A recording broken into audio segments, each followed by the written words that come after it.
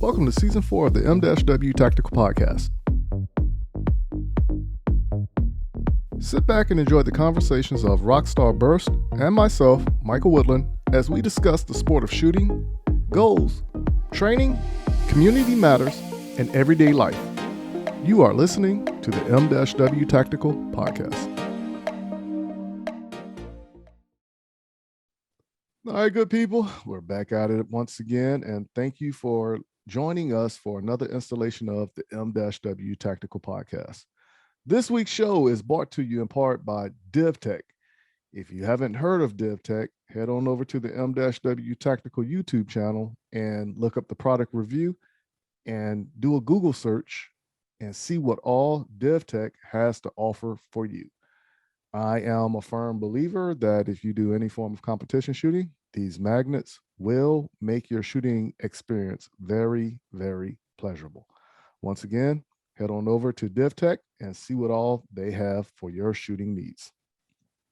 Now, as always, I do have to thank everybody who is listening to us from around the world, especially the people in Canada. I really do appreciate that. Maybe we can go hang out up there for a show or two, just so we can do some type of business traveling for the M-W Tactical Podcast. Also, remember, if you're listening to us on Spotify, Spotify now has the ability whereas you can watch this show on Spotify. So it's just like if you was on YouTube, you can also watch it on Spotify.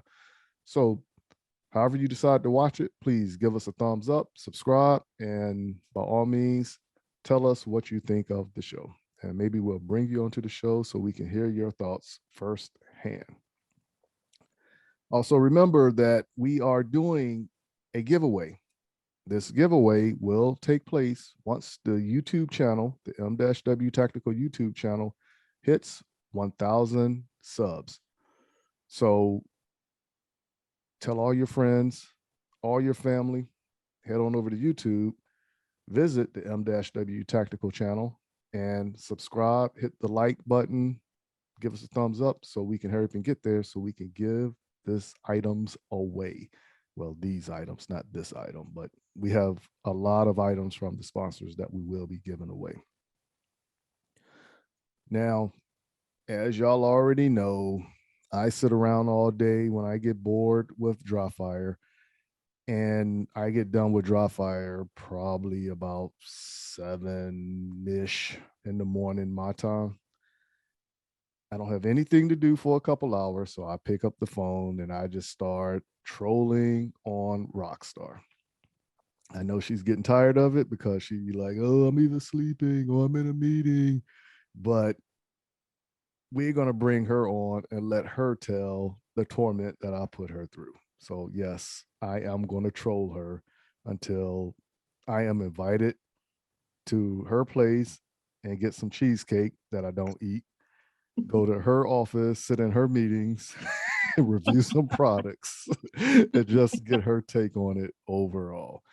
So without further ado, bringing forth the lovely, the impressionable, the only co-host of the M-W Tactical Podcast, Rockstar. What's going on there with you, Miss Rockstar? Hey, it's going. It's just a few days before Christmas, and yeah, I feel like I'm ready to kind of be done with 2021 and embrace all that 2022 is going to offer, and hope that it's a more exciting year than this past one.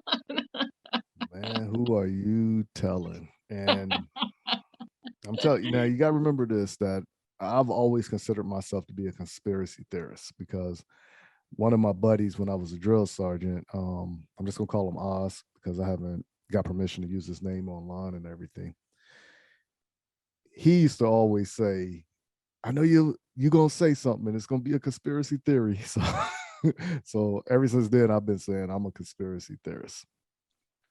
Now, all this craziness, do you think it's by design? I mean, I have all sorts of thoughts on that. We're going to dive into that a little bit later into the show. But outside of that, how has your week been? Well, we had a crazy, this is like I hate talking about the weather, but the weather's been insane. So I feel like it's worth noting. Right. We had the highest temperature ever on record in Wisconsin yesterday. It was 65 degrees on December, whatever, 15th or whatever it was. And I was pleasantly surprised to have such a nice warm day in December, but it was followed with crazy winds. It's still windy, and just very bizarre weather. And then the National Weather Service put out a gale force wind warning with gusts up to 100 miles an hour, and then it dropped 30 degrees overnight. I'm like, what is even happening? And I have all sorts of crazy weather conspiracies. So I've just have been soaking that all up and being like, what is going on right now? That almost sounds like desert weather when you turn around and you look at it. Like when I was overseas, and actually it was Kuwait the first time I actually experienced this, whereas the weather is like 130 in the daytime, but then nighttime it'll drop down to like 60, 70, but you'll feel like you're freezing, you know. And a few days ago, the same thing happened here as well. Whereas I woke up in the morning, it was like 35, 36 degrees. And then when I actually left the house, it was probably about 2, 3 o'clock in the afternoon. And it was like 65, 70 degrees outside. Wow. And this is actually crazy.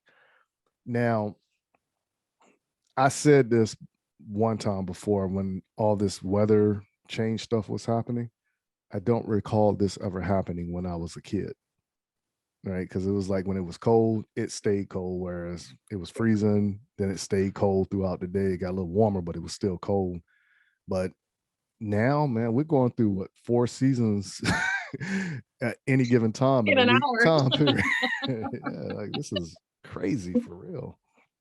Yeah, yeah, and there was that big tornado in Kentucky, which was the longest tornado on record. And one of my things that I like to do is go on Google and look up all the different weather patterns that are out there. I think Mhm. that's really interesting. And some of the earliest ones go back to, I want to say the late 1800s. And I just think it's really interesting that people try to patent the weather. And there's some quote by some politician that basically says, "He who controls the weather controls the world." And I think there's definitely some truth to that. So Mm. yeah, if you ever want to go on a fun little rabbit hole, start looking up some of the different weather patterns that are out there. I believe that once again, my conspiracy theorist thought that I believe there is a machine that can manipulate the weather. I Yeah, I believe mean, it. that's like what I haven't, Harper. yeah, I never seen it before. All the stuff that I looked up on it and read up on it, it wasn't factual, but I do believe if somebody actually thought of something like that, it's something in the play in regards to that. And I'm not talking about like the vacuum in reverse mode with the snow coming out that's cotton and you take a video of this snow. That's not what I'm talking about.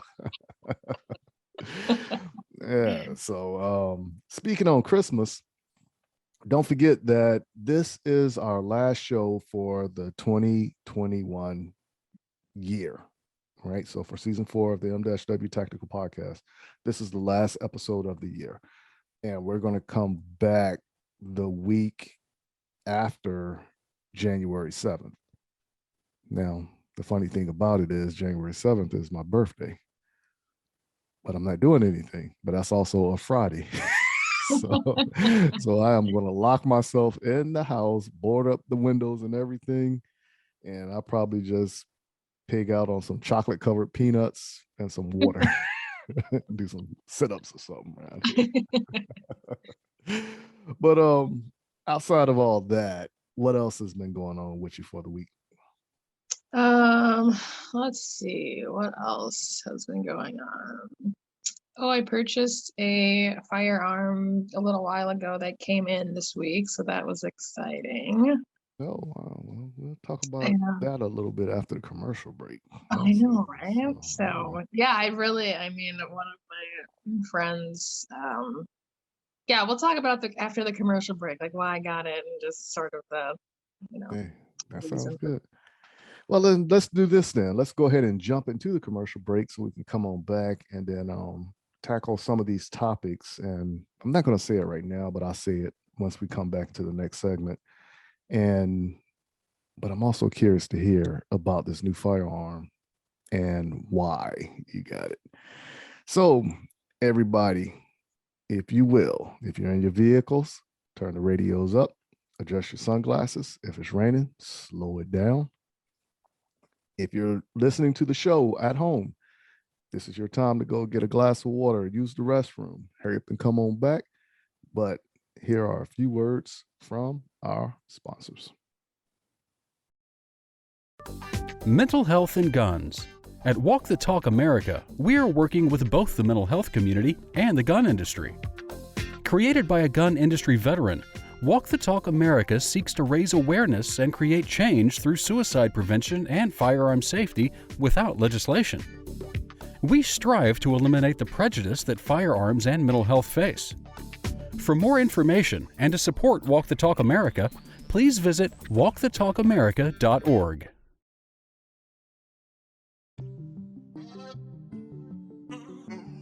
What's up, good people? Thank you for taking the time and listening to the M-W Tactical Podcast. Please go visit the M-W Tactical store at www.m-wtactical.com/store and help support our efforts by purchasing a shirt or two. If you haven't done so, go follow us on Instagram and Facebook by searching for M-W Tactical. Are you in the market to purchase your first or next firearm, but find the atmosphere of a gun store intimidating, crowded, or uninviting? There's a way for you to purchase the gun you want while avoiding the crowds, the gruff salesmen, and the marked up prices that come with a brick and mortar gun store. The process is called a transfer, where the purchase is made in an online store and sent to a federally licensed middleman called an FFL, who processes the paperwork and background check for a firearm purchase. CAE Transfers is the FFL with the lowest transfer cost in the Midlands at only $20 or $15 with the presentation of a South Carolina concealed weapons permit and $10 for repeat customers. If you live in Columbia, South Carolina or its surrounding areas, choose CAE Transfers as your FFL during checkout and let me help you complete your online gun purchase. You can find and follow CAE Transfers online at Facebook, Twitter, and Instagram using @CAE Transfers. Thank you for your business, and I look forward to seeing you soon. Hey everyone, John from Outdoor Dynamics here. We're a remanufacturer of ammunition based in Kannapolis, North Carolina. We make everything from 9mm 115 grain to specialized 40 Smith & Wesson. So if you have anything from an open gun to just a standard Glock 19, feel free to reach out to us at outdoordynamics.net, or we're on Instagram and Facebook with outdoor.dynamics. And we're always here for you. Happy to answer any questions you have. Hey, this is Brian. Thank you so much for listening to the M-W Tactical Podcast. Michael has been a great supporter of Hunters HD Gold, and it's my pleasure to be a support for his podcast as well.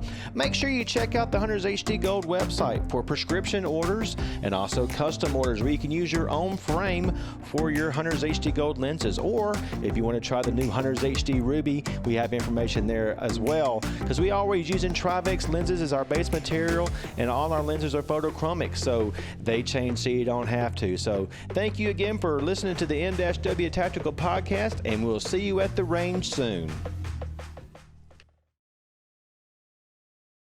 All right, good people. Thank you for listening to that commercial break. And if you will, please pay the sponsors a visit. Now, I don't know if you noticed or not, but there is a new commercial right there from Hunter HD Gold. And Brian is a big supporter of the show, and he's actually one of the few people that always contacts me and tells me he likes this, he likes that. So head on over to Hunter HD Gold and the other people who actually sponsor the show and tell them that you heard about them on from the M-W Tactical Podcast.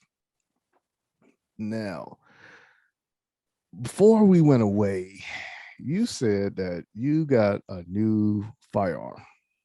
So what is this new firearm that you ordered? So I got a Caltech Sub 2000, Oh, and okay. I shot one. Oh gosh, it was still warm out, so it had to have been like the end of summer or early fall. And I was just at a range, and one of my friends had it, and I was like, oh, this is cool. Like this is fun. I like that it's lightweight. It was fun to shoot. Right. And I have a good friend who hooked me up with a lot of Glock 19 magazines, which this is compatible with. So I was like, well, I already have all these magazines lying around.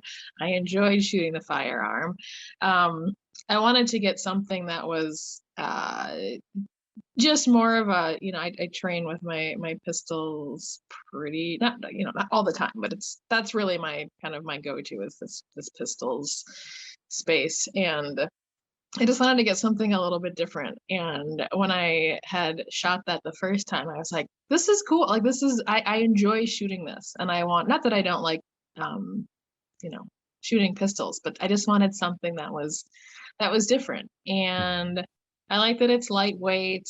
When I shot the previous one, it just seemed very accurate. It was, I like that it folds and it's easy to store. It's compact. But yeah, the main reason that I got this was it's simple. I already had the additional mags lying around, and it just seemed, it was like a very what's the right word, maybe just like intuitive. It just was easy. Right. So, and I figured I should add something that's more on the, I don't know, just like enjoyable shooting to my arsenal, something that I can take up to the range and have a good time with. I got you on that one. I've shot the Sub 2000 twice. One of them was in the basic configuration, like you just bought it out the store. And the other one I shot, it was kind of souped up. But I think the one that was souped up didn't shoot as good as the basic. So, right. And I think what it was the person just put too much into it. Like kind of made it like a Gucci'd it out. And just like if you buy a car today, you can't go in and change the radio and change all this other stuff, because a few months later you'll start having these issues with it. and actually I sat there and I thought, like, okay, what's the advantages of having this Sub 2000? And I can see the benefits for it. Whereas it could be something that could be a short-term resolution until you can fight your way to the main one, or it could just be something practical. Whereas you could put it in a backpack and it's there and it's small enough, whereas you can open up the backpack and still have other stuff in there, But and it might be something that's easy enough to start somebody with a rifle, because like I said, it's not that big, because like an AR-15 compared to that is like massive. Yeah. So but yeah, so play around with it a little bit more and then tell us a little bit more about it, what you think of it, and different practical ways you can use it both in the home and out of the home. Yeah.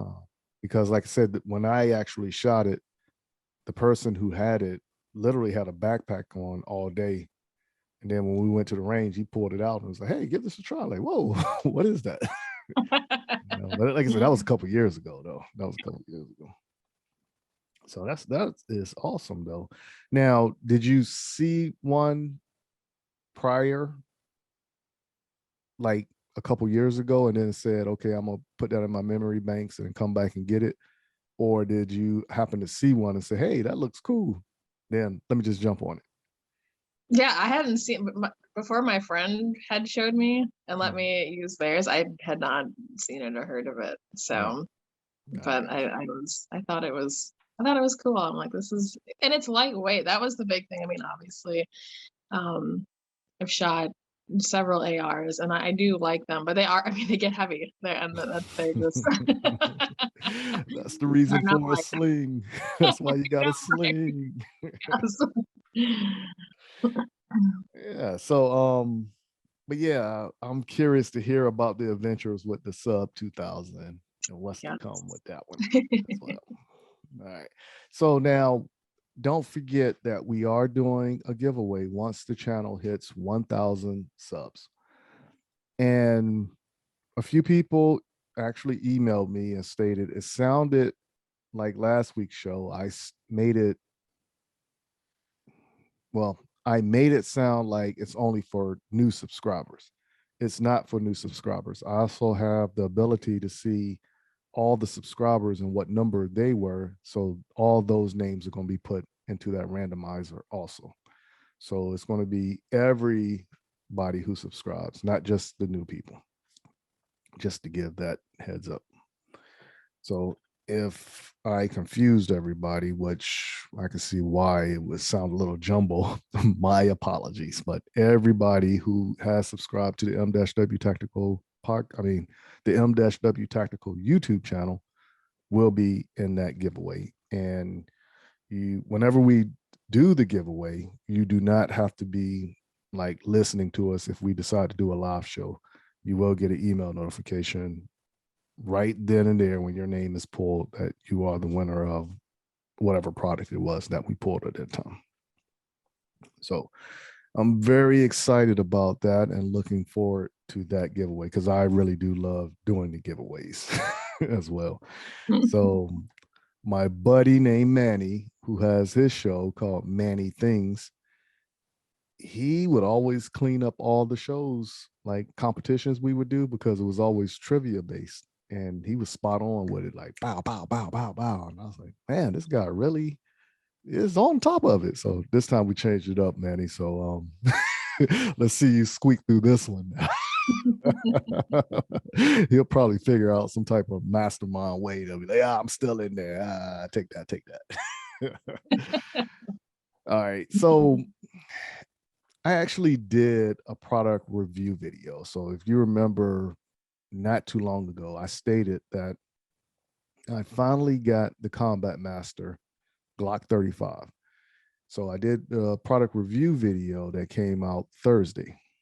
And I'm asking the question at the beginning of that video, there was a conversation between John Wick and myself. And I believe John Wick looked a little bit shook in that video. So now the question is, when you actually looked at the video, did you get the impression that John Wick was shook? Yeah, I mean, he looked a little intimidated. Definitely looked like he wanted to get off the phone. So if everybody will, head on over to the M-W Tactical YouTube channel, and under the community tab, I'm taking a poll of how many people think John Wick looks shook. So please jump into that poll and let's make it a little fun. Or you can even leave your comments in the description below and tell us what you honestly thought. And we'll talk about some of this on the show coming up after Christmas break. So, actually my brother pointed that out to me. Right, when I sent him the video before I blasted it out to everybody. And when he looked at it, because he's actually like one of the people for my litmus test, and because I don't like it when people, like when I send people something, they scared they're going to hurt my feelings. I'll be like, no, hurt my feelings. That's the only way you can get better, because that's how I was actually raised also. So I'm used to it if somebody says something negative to me. And when we was watching it, he was like, man, it actually looked like he had a look of concern on his face when he hung the phone. And then when I went back and looked at it, I was like, hey, it does, man. That's kind of cool. So now I'm asking everybody, hey, do you think John Wick looked shook in that? A little nervous. So Curious to know that. I'm curious to know that. But what did you think about it? Because I know you haven't had time to look at the actual product review in its entirety, but you did look at that portion of the interview, well, the conversation between John Wick and myself. Yeah, I liked it. I think it's a good way to get people excited about, what are you going to say? I mean, you're challenging John Wick. What? I mean, that's a that's a big challenge. That's like kind of ballsy. So yeah, that's what it is. So, but then again, like I've always said, my heart don't pump Kool-Aid, and I never ran from any challenge either. Yeah. So but please head on over to the YouTube channel and actually give us the thumbs up, especially on this video. Give us the thumbs up, hit the subscribe button, and actually stay forth and wait for the subs to get 1,000 so we can actually do this giveaway. Now, another thing I wanted to actually bring up, did you hear about what's going on in California? Oh, what's not going on in California? Yeah, you have to look at it like that also. Right. Yeah. But specifically what's actually going on, the easiest way to break it down, if you haven't seen or heard anything, is acts of the purge are going on out there. Now, a few weeks ago, starting shortly around the Thanksgiving time frame, probably a little bit before, a little bit after, you were seeing a lot of news footage of these mob robbings. So people would be like a mob of people just run into a store and they'll just rob it like 30 seconds and then they'll leave, So when we saw that, everybody was like, well, what's going on? What's going on? Now, when you turn around and you really look at it, the pieces of the puzzle are starting to come together. California is falling apart, so laws are like not being held up, but what's the reason behind it?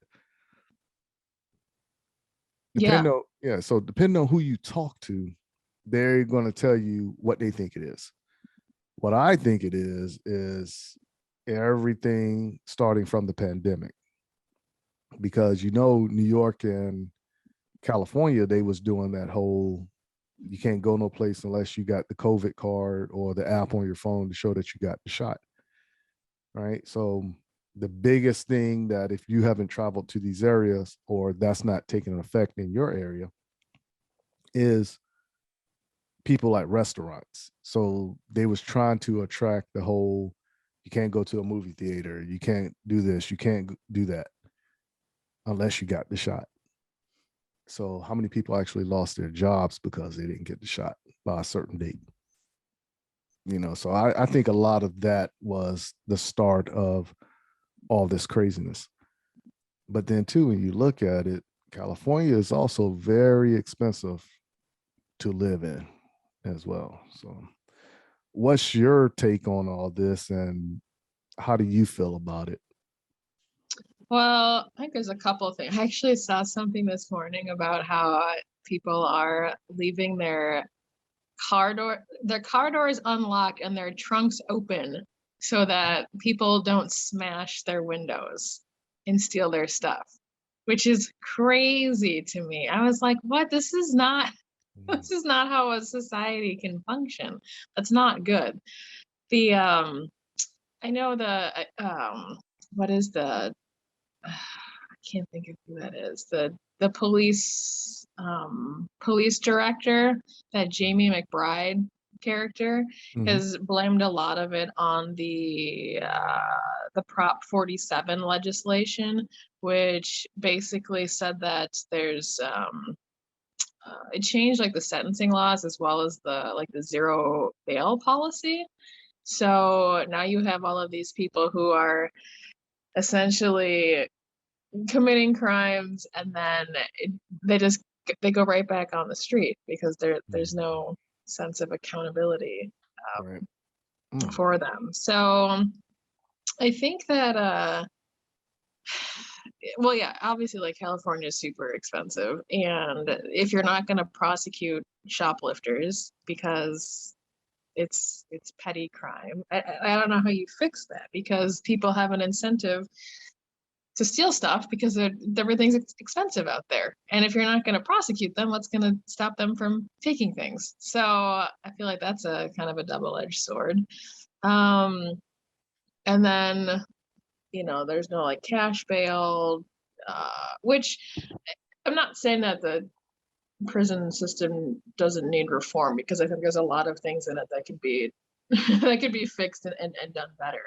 Mhm. But I also don't think it's fair that California citizens are still paying taxes. In fact, they're paying a boatload of taxes. And I would, if I were a California resident, I would very much want those tax dollars going to things that benefited me, that that I felt like I was getting a bang for my buck. And I feel like public services would be one of those. And right now, it's just sort of this interesting situation where there's probably not enough officers to help deter crime, and then the people who are committing crimes they're not being held accountable. So it's kind of a lose-lose situation. Yeah, I don't know how it gets better. And then I also feel like the people who are in charge there a lot of them are really disconnected from reality. They have kind of made up their own situation in their mind as to how the world really works. And I feel like they don't think that people can be criminals. There aren't any bad people, and everything is just hunky-dory in California. Mm-hmm. So yeah, not ideal. I don't think. Yeah.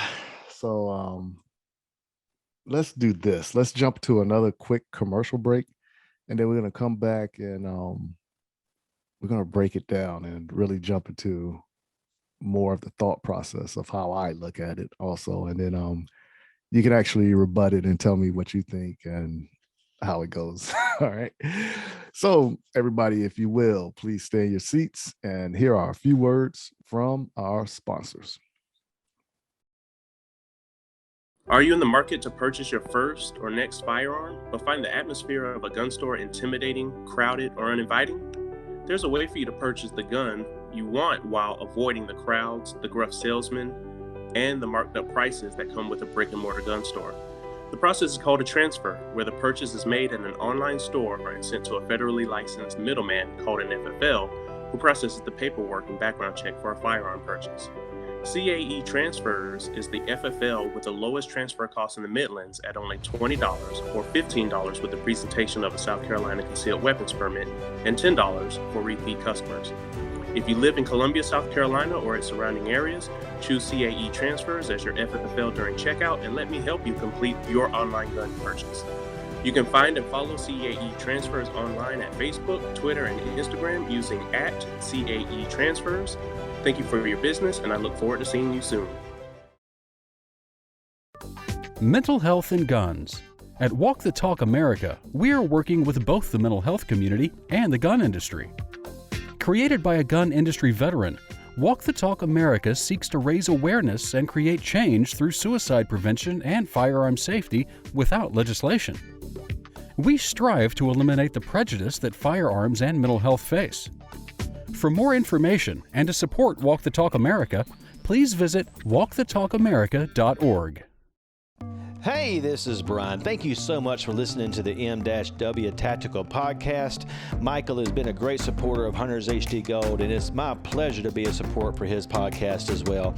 Make sure you check out the Hunters HD Gold website for prescription orders and also custom orders where you can use your own frame for your Hunters HD Gold lenses. Or if you want to try the new Hunters HD Ruby, we have information there as well, because we always using Trivex lenses as our base material, and all our lenses are photochromic, so they change so you don't have to. So thank you again for listening to the M-W Tactical Podcast, and we'll see you at the range soon. JM4 Tactical has developed a state-of-the-art polymer holster that will quickly become your go-to holster. With high-quality Herman oak leather securely sewn to the interior of the molded outer Bolteron shell, your draw becomes silent and no more scratches up and down your firearm. When seconds count, you can rest assured that you will have the upper hand when you need it most. Whether you carry open or concealed, the Relic holster is available in 4 different models, fitting over hundreds of different style guns. The new reliable, easy, light, individual carry holster by JM4 Tactical. Order your Relic today at jm4tactical.com.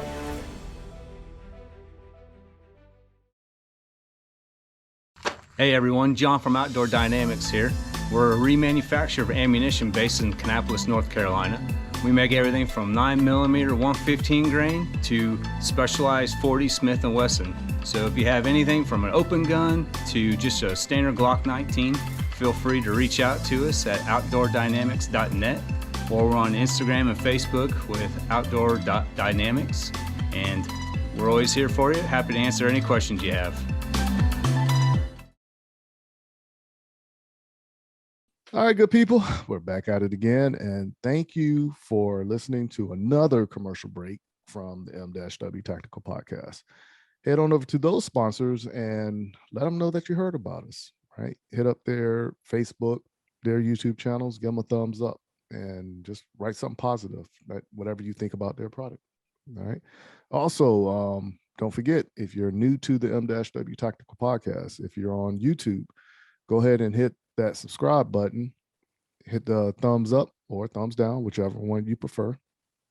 And if you're listening to us on whatever streaming platform that you're listening to, please go ahead and subscribe to that platform so you can be notified whenever there's a new podcast that does come out.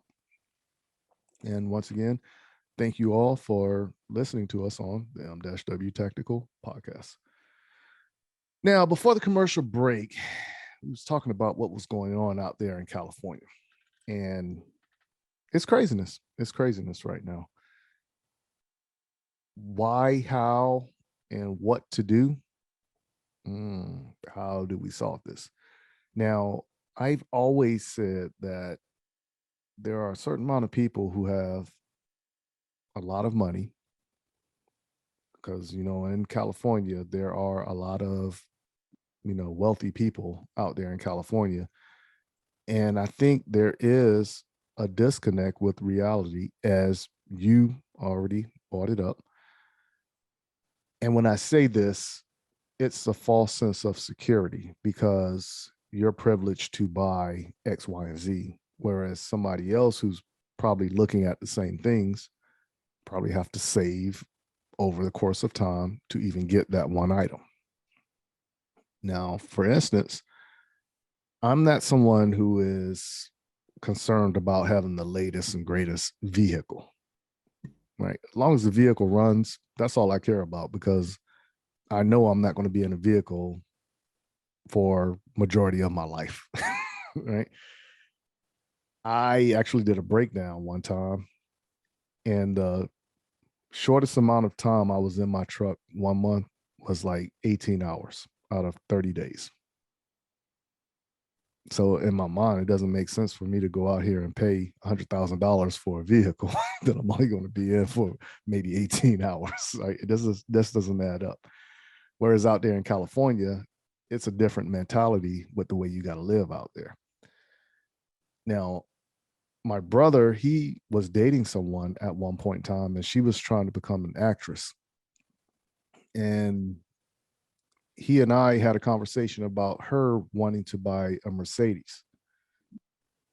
And, he was like, that doesn't make any sense. That doesn't make any sense. And I was like, well, look at it from this standpoint. For it to make sense, by her wanting to be an actress, she can't pull up in a Honda Accord and everybody takes her serious. She has to pull up in what everybody else is driving so it can be the norm, so they will look at her as being serious.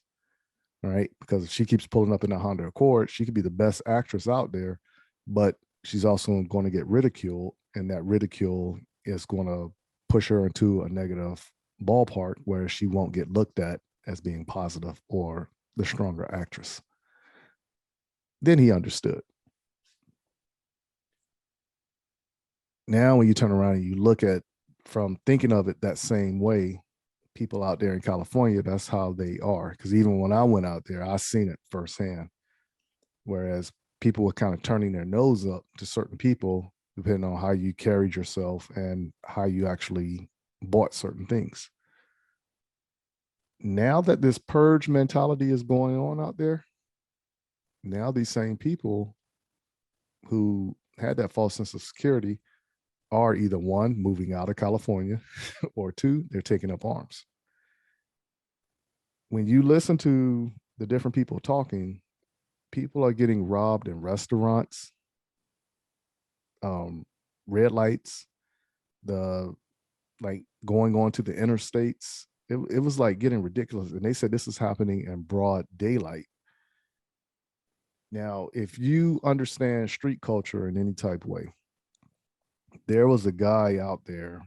He's still out there, of course. His name is Whack 100.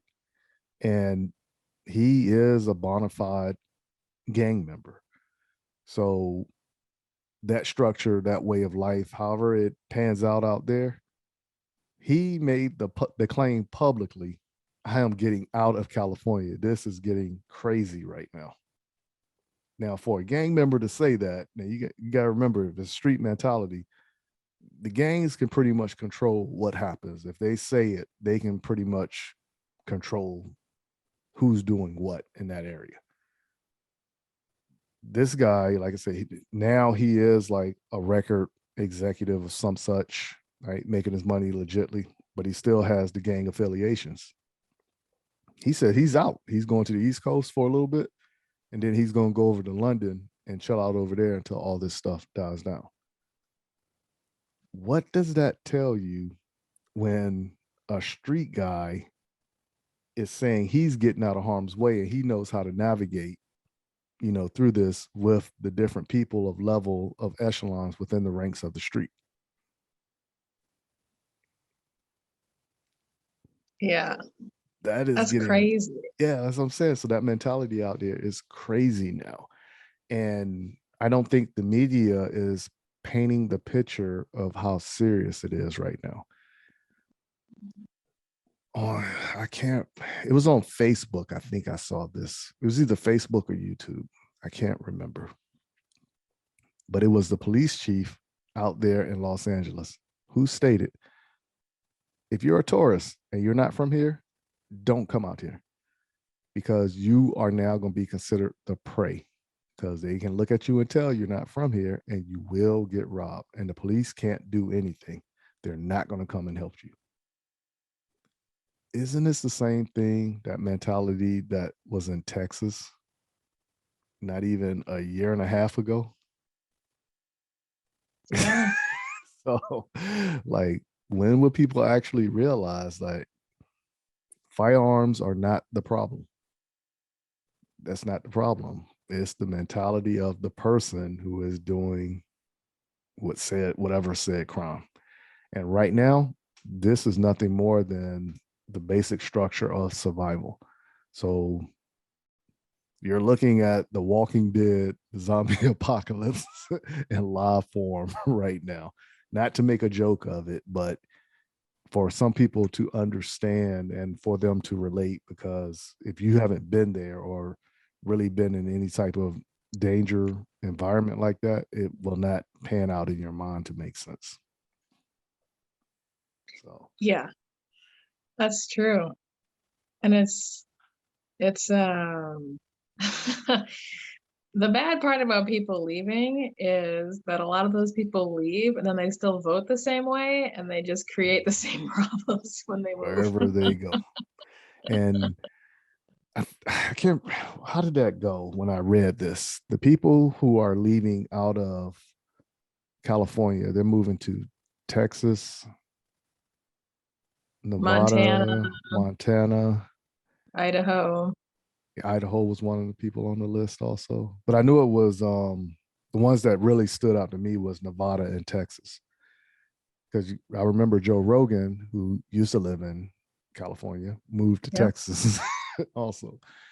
Now, a lot of my friends who live out there in Texas, who are heavily involved in their community, like city council and all that, they always tell you, man, those people in California, y'all need to go back to California or go someplace else, but we're going to drive you out of Texas, because they already know they're going to bring that way of thinking there to Texas, and it's going to ruin the state. But people in Texas are not going to put up with that. I can tell you that right now. So, like I said, it's crazy. It is crazy how this is going forth. But when I was driving from the store yesterday and thinking about it, because I heard something over the radio about the craziness that's happening out there in California. Do you actually think this was by design? And when I say by design, I'm saying somebody specifically said, okay, we need to do this and do this.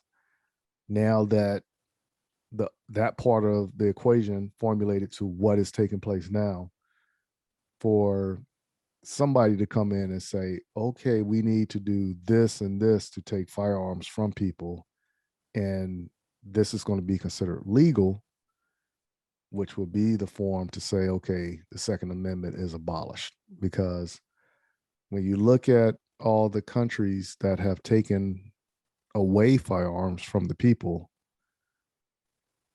look at what was taking place. So Venezuela, right, less than 2 years ago, what was happening out there. Look at what's taking place in Australia right now. All right, so do you think that's going to come here? Or do you think that's part of the design to make something like that happen here? Probably. I mean, if you look, 1996 was when Australia got rid of or basically had their turn in your firearms movement. I don't think Australia ever had as many firearms as we do in the US. So it's a little bit different, but the idea is the same. So you figure 1996 till now, that wasn't a terribly long time to basically take over the populace. I think here it's going to be a lot tougher fight. The thing is like they're never going to let up, and when we know that, and over the years we've obviously, there's a lot more firearms that are illegal now than were even like 50 years ago. You used to be able to have machine guns or Tommy guns, or it's just the amount of firearms that you can purchase now has been to some extent very regulated. And there are definitely people out there who don't want anyone to have firearms, which that's like saying you don't want anyone to have drugs. It's not get rid of it. Yeah, you can't just erase it. Right, like it's Pandora's box is already open. So what are you doing? You know what I mean? It's like you can't undo it. So, and I mean, now with like 3D printing and ghost guns and all of that other stuff, it's like they're never going away. That's to me blatantly obvious. So I think the more you try to fight it, people are always going to be one step ahead of the government, right? Like government can't act as fast as the everyday citizen, which is how it's supposed to be. The government isn't supposed to be able to just take over. And I am very appreciative of that kind of check and balance that we have in place here, because it does keep the government moving at a slower pace. But even if you found a way to overturn the Second Amendment, you're not getting rid of guns.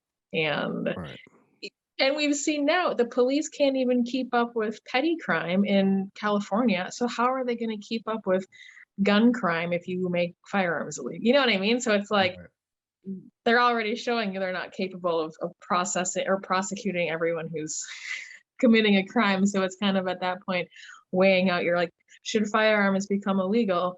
What are your odds of being caught or being involved in a situation, and like having to make that assessment for yourself. So I don't think that banning them outright would ever well, one would ever come to fruition. I mean, I think people are going to fight.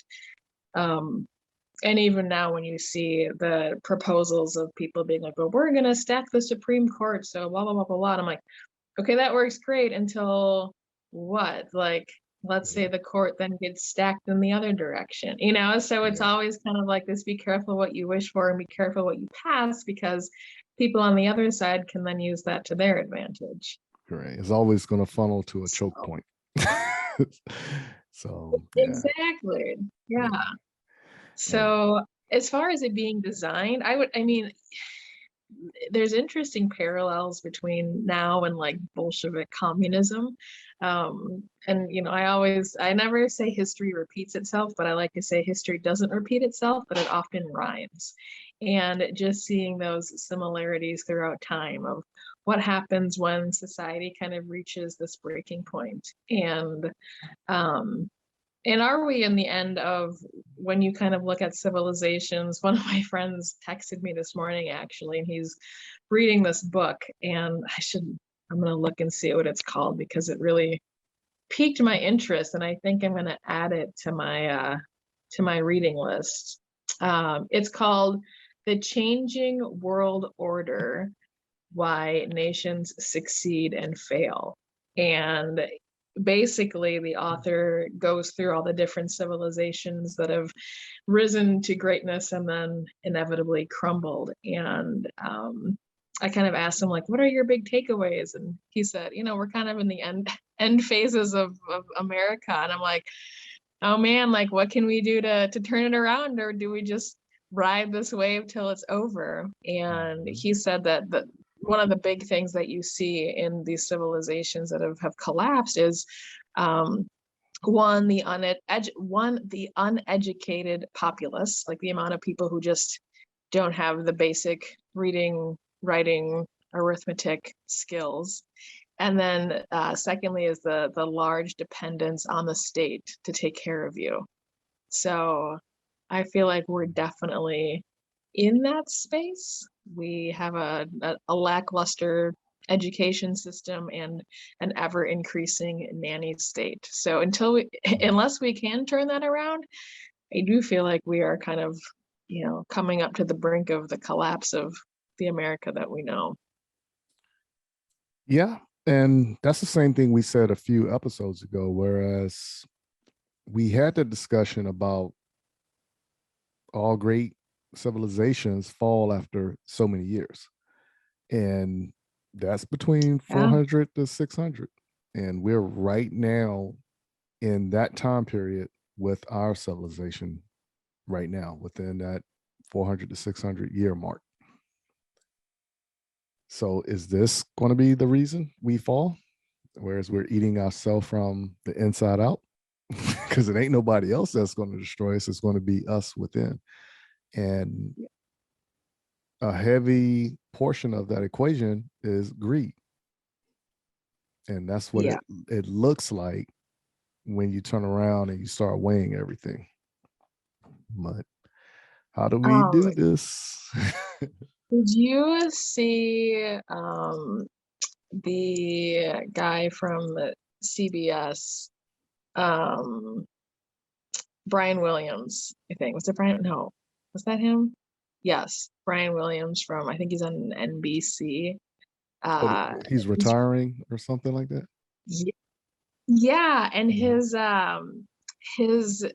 basically farewell speech, it was about 3 minutes long, and it was really interesting because he said something about they're trying to burn down the house with us inside.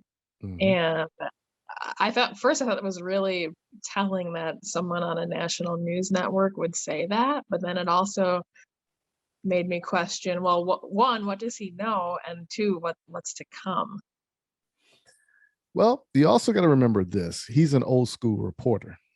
So he was the reporter that had to go out and do everything with boots on the ground. The one thing I think that tarnished his reputation was he made the claim he was on a helicopter in Afghanistan and was never on the helicopter or something like that. Yeah. And I think that kind of tarnished him a little bit, but I think he was probably coerced into doing those tactics because round about that time frame is when the shift in media was taking place, is whereas, okay, we can't trust y'all as much as we used to, because there was a law that was passed, and I can't remember the time frame when it was passed, but this law was that the news media had to be unbiased, and you couldn't persuade the people a certain way. It just had to be, you had to tell it straight, unraw. Straight raw. And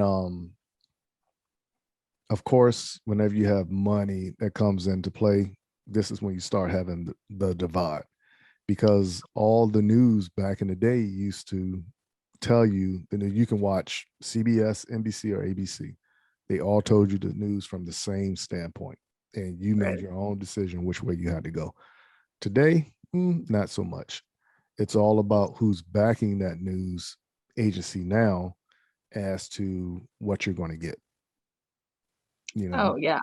So and I don't think it's good that when you start to roll up all those different organizations, it's like 6 companies, 6 giant conglomerates are in charge of all of the news that we receive here. So it's like, well, that's not good. I don't feel like that's the best interest of the people. And there's I don't know what you search on YouTube, but it's like there's montages of newscasts across the country, and just how there's like dozens of people that are saying the exact same thing. It's, yeah. So it's a gameplay, and like we said with Brian Williams or Wilson, what is his name? Brian Wilson.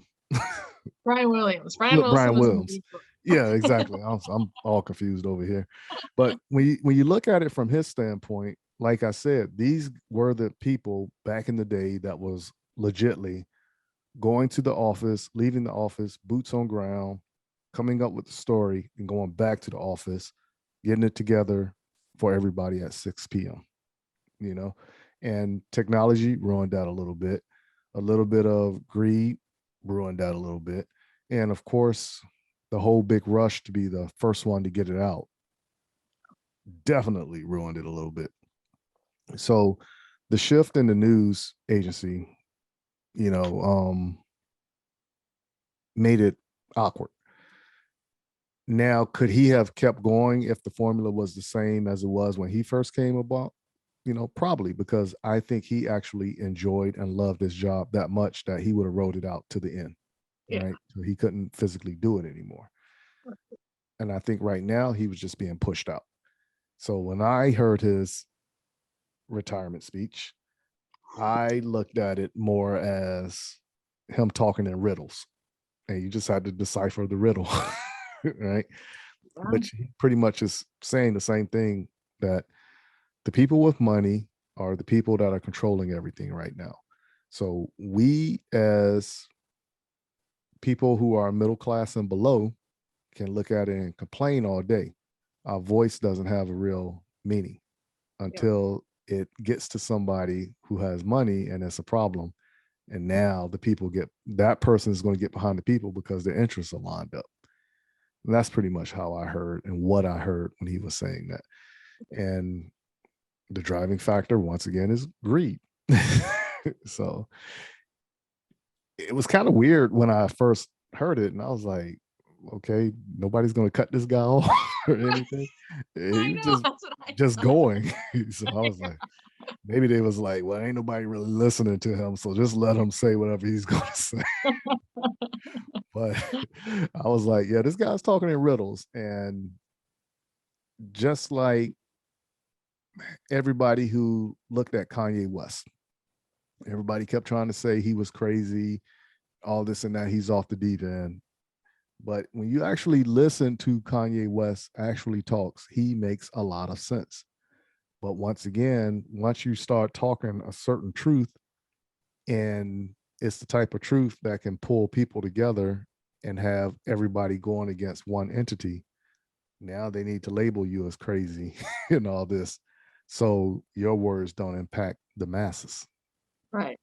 Yeah, like they did the same thing with Britney Spears. Think of all the celebrities that have gone crazy, that go to rehab, but then when you look at what they're saying, you're like, wait, these people were telling us what was Yeah, happening. they're telling you the truth the whole time. Now, Yeah. Britney's situation was totally different. Yeah. And I think what it was with her was nothing more than she wanted to take her artistic creativity a different direction, right? Because that's how artists are. They want to experiment with a new sound, a new look. But the people who she brought this forth to, her father, was like, no, we need to keep what we know works going as long as we can. And she was like, no, because I'm gonna get bored with that. I need to do this. I need to do that. And I think that was just manipulation of her contract that drove her into doing what she did until she got to court. And now she's divorced from all that. And now she can actually be the person who she wanted to be all these years later. Yeah. And be a normal person again. Well, I think once you hit celebrity to a certain point, you'll never be normal. Yeah. So if people are running up to you asking for a picture, or you got to be careful about what you say because you don't want it to affect your income stream, right? You'll never be normal in that spotlight, right? Because you got to be careful what you do and say. Just like some of my friends who are celebrities, you have to be careful of what's said around them because it's going to jeopardize their income. So for instance, a lot of actors and actresses in Hollywood are pro-gun. They just can't come out and say it, but when they do, you're going to see less of them on the screen.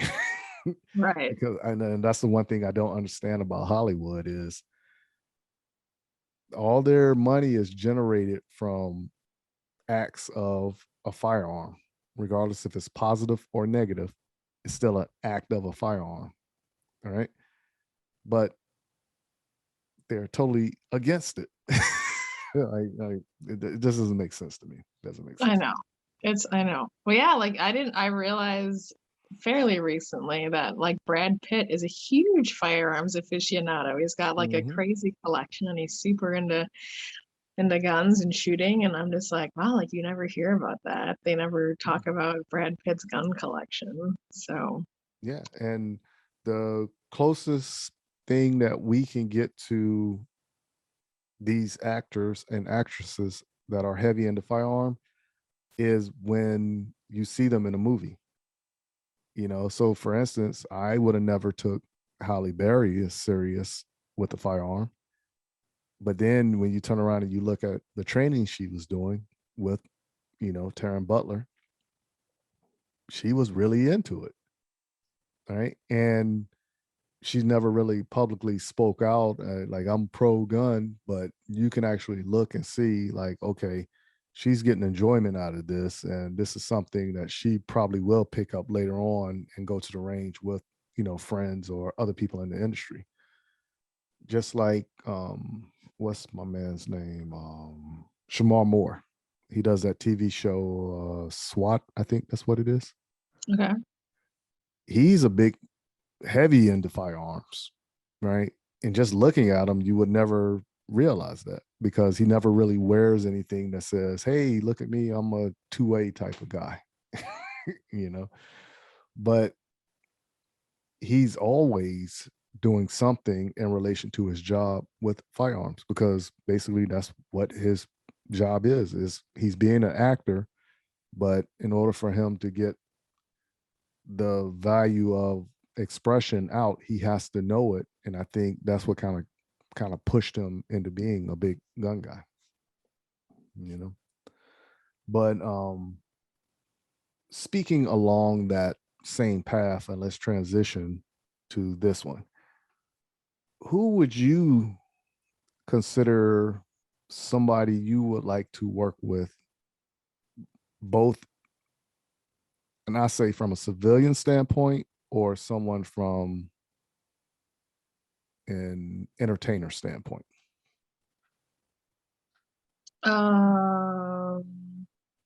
Let's see. I don't even know. From a civilian standpoint, there's like a couple places that I would like to go, and just like shoot and train and be out, and like do something outside of the box. So there's a couple different ranges in Vegas that I've looked at. I haven't gone to, but sort of like these like more like battlefield type things. So there's like Machine Gun Vegas, and I think there's actually one called Battlefield Vegas. And do something that's more like a rolling around on the ground and doing something that I would hopefully never have to do in real life. I'd like train and do something like that. I think that would be a lot of fun. I don't have a specific trainer that I would work with necessarily, but just going through one of those organizations and doing like a training out there, I think that would be cool. It's something that I haven't done before. I think it would be just like being out in the desert. I just feel like that would be a cool experience to do something like that. So it's not like a person per se, but just more like I would like to do that experience, if that makes sense. The entity of, yeah, I can see that. I can see that. As far as like celebrities, I don't know. I like hate Hollywood. I am not a movie person. If you ask me like, oh, what movies have you like, if you go through like the top 100 movies of all time, I've probably seen 12 of them. And like the movies that I do watch, I just watch the same ones over and over again. Oh, wow. And I don't have a TV. So like I don't watch a lot. Like I don't own a TV. So I don't I don't really want to watch movies on my laptop screen. So, but like if I had to train with anybody, man, I'm just trying to think of, I mean, it'd be cool, I guess, maybe Will Smith. He's one that comes to mind. I know he's done training before. I think he's a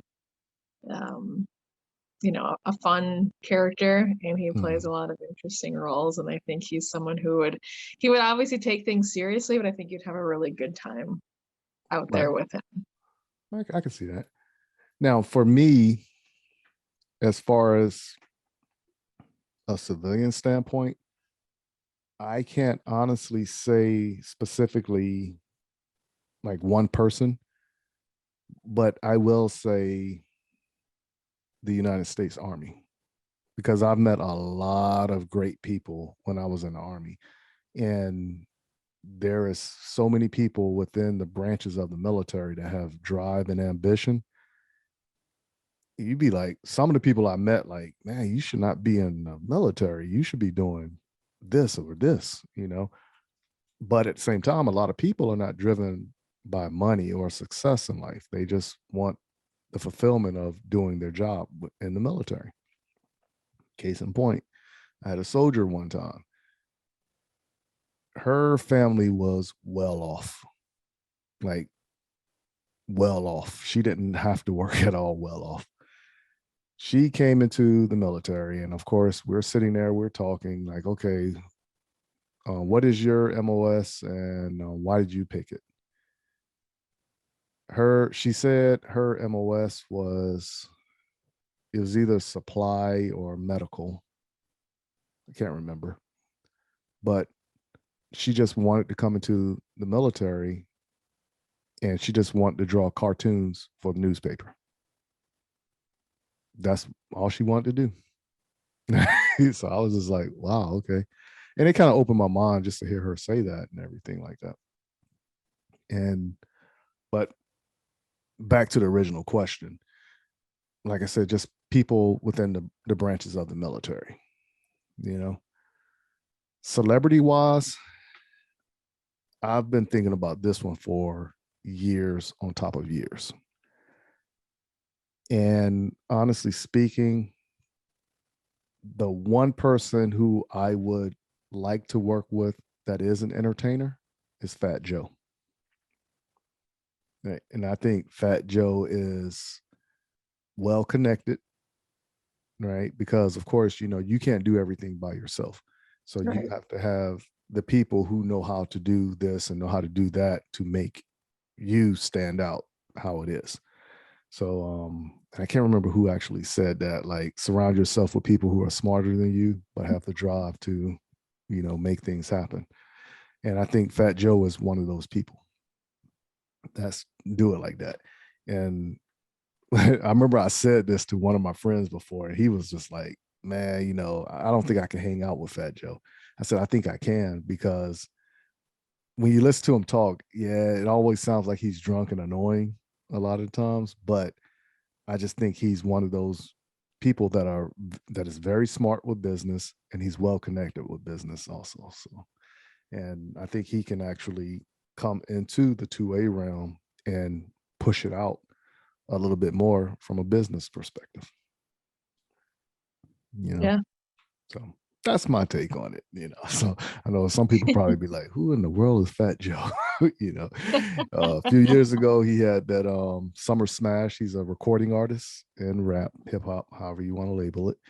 And he had the song Lean Back, so very successful guy. But to tell you a little bit about him, I think when he first came out, he was on a major label, and then after that, everything else was independent after that, because he understood the creativity and freedom of expression and go and come as he pleases. So he wasn't tied down to the major record labels. So he did everything independent, which was pretty much on his own, So, and like I said, that's how I look at it. So, right. And I know just remember people, him and Ashanti did that song together. oh yeah. He made a lot of songs, but there's also a lot of history with Fat Joe that makes his story very interesting as well. Even when you take it back to the days of Big Pun, when they first came out, to now, right? So there was like a lot of controversy.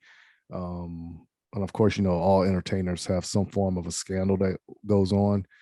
And I think it was a mix up with him, and he actually did a little bit of time for tax reasons, but it was only because his accountant wasn't doing what the accountant was supposed to do.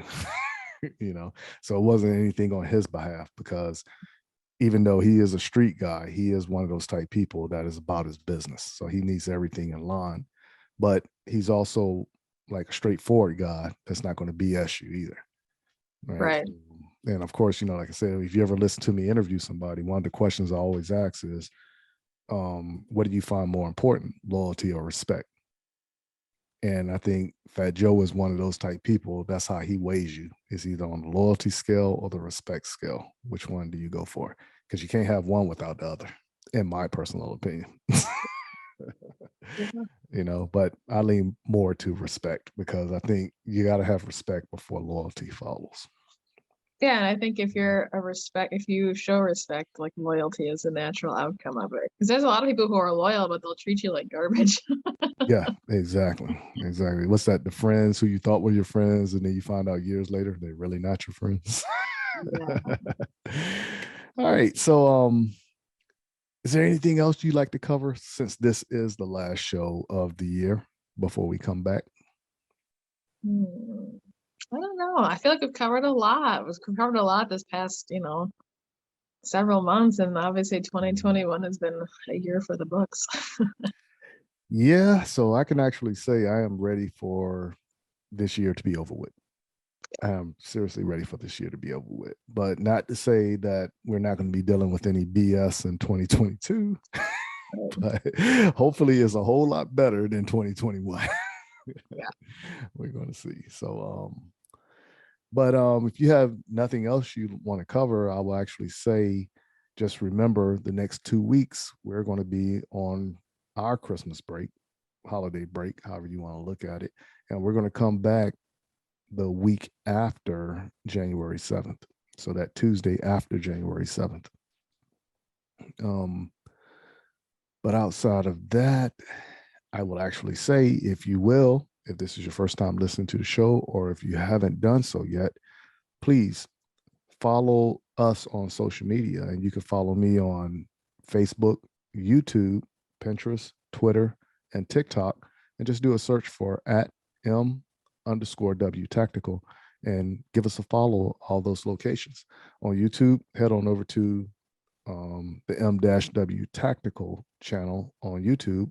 Just do a search for M-W Tactical and, hit the subscribe button, give us a follow, and tell us what you think of some of those videos that you see that we put up. And of course, if you want to follow Rockstar, you can do so at.